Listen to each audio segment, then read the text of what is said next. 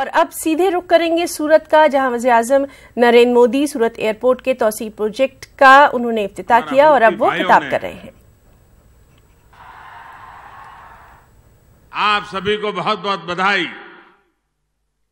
साथियों, हमारी सरकार देश में ईज ऑफ लिविंग और ईज ऑफ डूइंग बिजनेस की नई संस्कृति विकसित करने में जुटी है।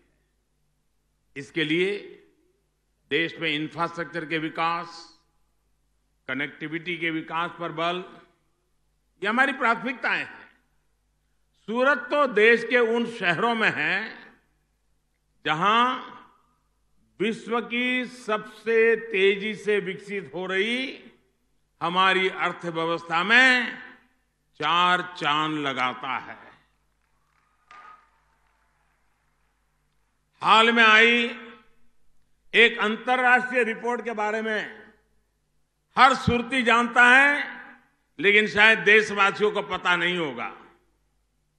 और इस रिपोर्ट में कहा गया है कि आने वाले 10-15 वर्षों में दुनिया के सबसे तेजी से विकसित होने वाले टॉप 10 शहरों में, दुनिया के टॉप 10, ये सारे के सारे 10 हिंदुस्तान के हैं।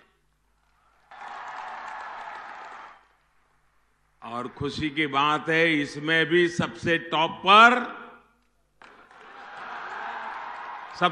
पर कौन है? सूरत को गर्व हो रहा है। सूरत को बधाई। यानी ये स्पष्ट है कि आने वाला समय सूरत का है,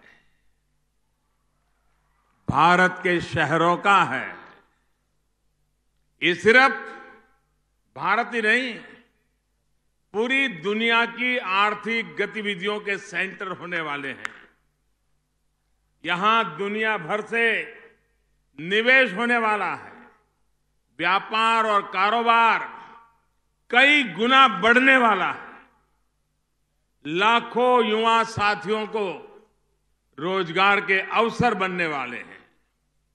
साथियों, जब दुनिया भारत के शहरों को लेकर इतनी आशावादी है, तो ये हमारा दायित्व है कि इन शहरों को वर्तमान के साथ साथ भविष्य के लिए तैयार किए जाए। और ये भी सही है कि हमें सूरत को भविष्य के लिए तैयार करने का मतलब यहां का इंफ्रास्ट्रक्चर, यहां की व्यवस्थाएं, यहां की शिक्षा, यहां का आरोग्य, ये सब तो है ही है। यहां के मानवीय के मन को भी उस ऊंचाई पर ले जाना है। और इसी सोच के साथ देश भर में हर प्रकार की कनेक्टिविटी को एक के बाद प्रोजेक्ट हम लगाए चले जा रहे हैं। सूरत का ये एयरपोर्ट अभी गुजरात का तीसरा बड़ा एयरपोर्ट यानी व्यस्त एयरपोर्ट बन गया है।